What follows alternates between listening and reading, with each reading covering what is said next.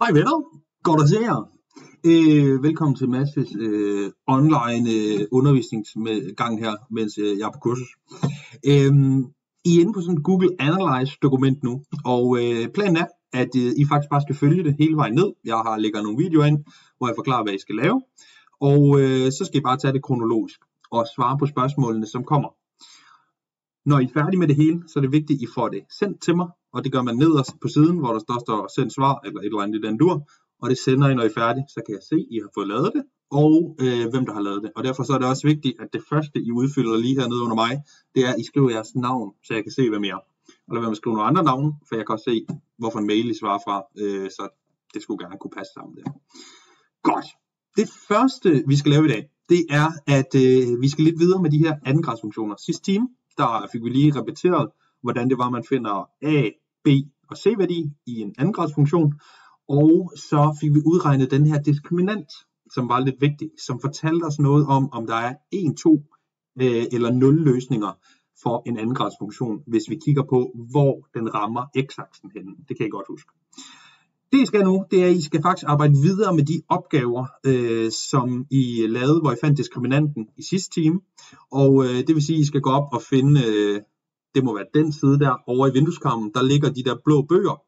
Sådan en skal I hente alle sammen, og så skal I slå op på side 90.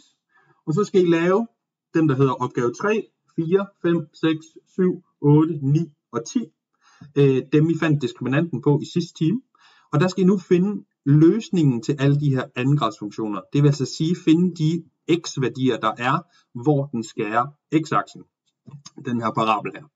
Og jeg starter lige med at vise nu her, hvordan I gør det, og hvorfor en formel I skal bruge til det. Så den får I lige lov at se. Godt. Lad os prøve at kigge på det. Nu prøver jeg at gennemgå, hvordan I skal lave opgave 3 i den der arbejdsbog, I har taget fra klassen. Og så laver vi lige den sammen, og så kan I se den her film igen, hvis I har brug for at få det gennemgået igen. Jeg har lavet sådan 5 trin, som er ret nemme at følge, som I skal bruge, når I prøver at løse de her opgaver. Det første, jeg har gjort heroppe for oven, det er, at jeg lige har skrevet opgaven ned. Og den hedder jo 2x i anden plus 3x minus 5 er lige med 0. Og så går vi ned til første punkt. Der står, ryd eventuelt op i funktionen eller ligningen, og find A, B og C-værdi. Og vi kigger på ligningen op, og der kan vi se, at den er, som den skal være. 0 står alene, eller der kunne have stået f af x, men 0 står alene på den ene side af lighedstegnet. Der står ikke noget minus foran eller noget. Og alle af mine andre tal og variabler, de står på den anden side. Så det er, som det skal være. Så går jeg ind og aflæser min A, B og C-værdi. Og min A-værdi, jamen den kan jeg jo aflæse her foran mit x i anden led. Så den er 2. Min B-værdi, jamen det er det tal, som står foran min x, som står ikke i anden, men står alene. Og det er så 3, som er min B-værdi. Og til sidst, så finder jeg min C-værdi, som er det tal, der står alene. Og her der lægger jeg selvfølgelig mærke til, at der står et minus foran, så det er altså minus 5. Så nu har jeg min A, B og C-værdi. Så går jeg videre til det næste, og det er så, at jeg skal finde diskriminanten. Og jeg har skrevet formlen op for diskriminanten her. Den er B i anden minus 4 gange A gange C. Og det vil sige, at jeg tager min formel her. Nu kan jeg lige kopiere den her. Så sætter jeg min B-værdi ind på B's plads, og der går jeg op og kigger og siger, jamen det var 3. Whoops. Og jeg sætter A ind på A's plads, det var 2. Og jeg sætter C ind på C's plads, det var minus 5. Og så bruger jeg bare WordMatch, og det må I selvfølgelig også gerne, til at regne det her regnestykke ud. Så jeg trykker Alt B. Og så ser vi lige, om WordMatch kommer med et svar til mig. Det gjorde den sørme. Det vil altså sige, at min diskriminant, den er 49. Så går jeg videre til næste punkt. Punkt 3. Og der står, er der 2, 1 eller 0 løsninger på andengradsfunktionen. Så der skal man bare lige spørge sig selv, jamen, hvor mange løsninger er der på andengradsfunktionen. Og der husker vi, at hvis diskriminanten var positiv, altså over 0, så er der 2 løsninger. Det vil altså sige, at den parabel, som den her funktion vil danne inde i GeoGebra, jamen den vil skære x-aksen 2 gange. Hvis at min diskriminant hernede, den var der, havde været 0, så havde der været en løsning. Det havde altså været toppunktet på parablen, der lige akkurat havde rørt min x-akse. Og hvis det havde været et negativt tal, jamen så havde der været 0 løsninger. Parablen havde altså ikke rørt x-aksen. Men fordi mit tal heroppe 49 er positivt, jamen så ved jeg, at der er 2 løsninger. Så går jeg ned til punkt 4, som er at finde de 2 x-værdier. Altså de 2 tal, hvor den så rører x-aksen, hvor y er lige med 0. Jeg skal jo ikke bevæge mig op og ned af y-aksen, men jeg skal kigge, hvor er det parablen rammer min x-akse. Og det gør den jo 2 steder, ved jeg, i det her tilfælde, fordi at diskriminanten var positiv. Og der skal jeg bruge de 2 formler, der står her. Vi gennemgik dem lige kort i sidste time, men kig på dem her. Den første formel, jeg skal bruge for at finde den ene x-værdi, altså der, hvor parablen rører det ene sted, der skal jeg sige minus b plus kvadratroden af b i anden minus 4 gange a gange c, og det hele divideret med 2 gange a.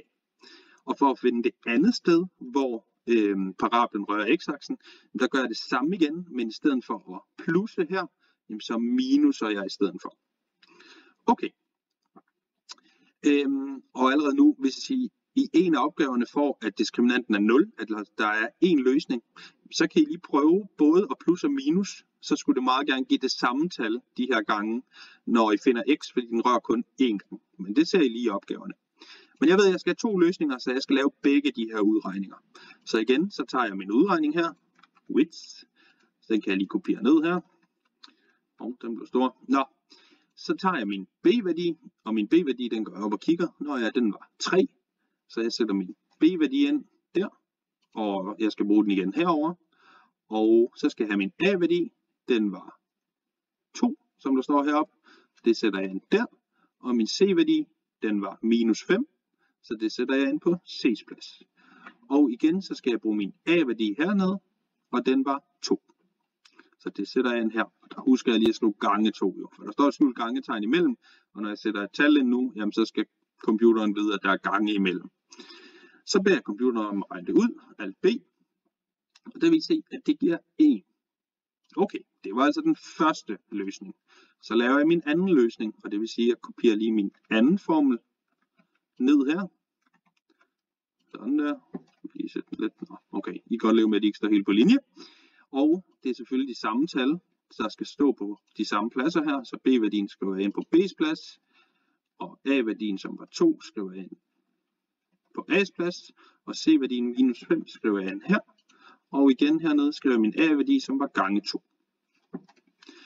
Jeg beder computeren om at regne det ud. Alt b. Og ser, at den giver minus 2,5. Så har I altså svaret her, at for denne her funktion her, andengradsfunktion, jamen der er der 2 løsninger, altså hvor den rører x-aksen. Det er fordi disponenten er positiv. Og det ene sted, der vil x være 1, og det andet sted, der vil x være minus 2,5. Så det er altså min svar. Det kan jeg skrive konklusion hernede, at x er lige med 1, og x er også lige med minus 2,5. Det er sådan, man løser en andengradsligning, og det skal I prøve at gøre nu i alle opgaverne, som I lavede sidste time, men det fortæller jeg lige lidt mere om nu. Yes, så har I styr på det jo. Så nu må I gå i gang med opgaverne, og har I brug for at se filmen igen, så gør jeg selvfølgelig bare det her, hvor jeg forklarer det. Og det hemmelige kodeord til nedunder her, for at tjekke om I har set filmen, det er sovs. Så ved I det. Men god arbejdsløst.